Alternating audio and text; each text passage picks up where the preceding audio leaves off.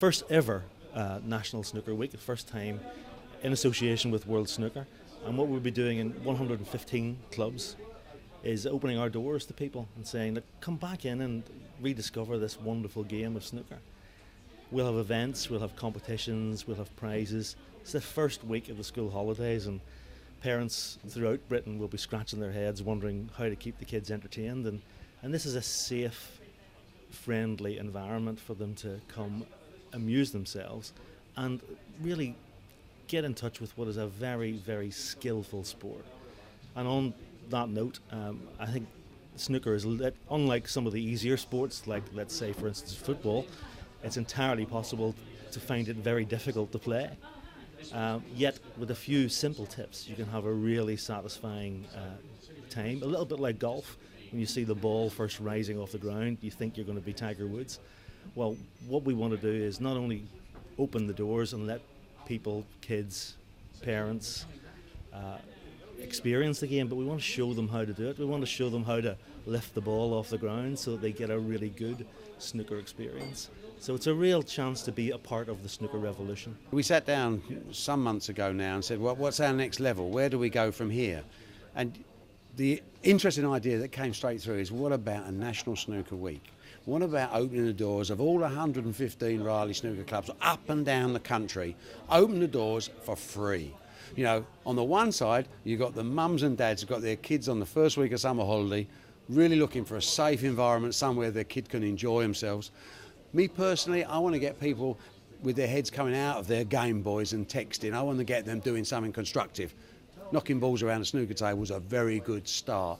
On the other side, it's all those players that used to play that perhaps seen what's happening in snooker, understood the enthusiasm behind the sport now and said, let's go and have a crack. Well, here they've got a whole week where they can do it for free. There'll be a coach in every club, it will be controlled, it's safe, and it's going to be very enjoyable. And we're hoping to either begin a new wave of snooker players or to reignite the flame of love that used to exist in some people's bodies that perhaps have lost their way in snooker.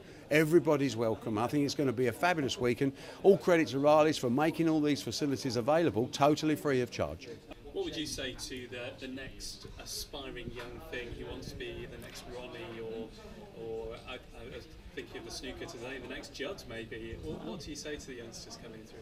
We say come into Riley's first of all, come and have a look. We can offer you over 1,000 tables. That's the first thing we can offer. You'll meet people in the club who know how to play the game, and my advice to them would be practice.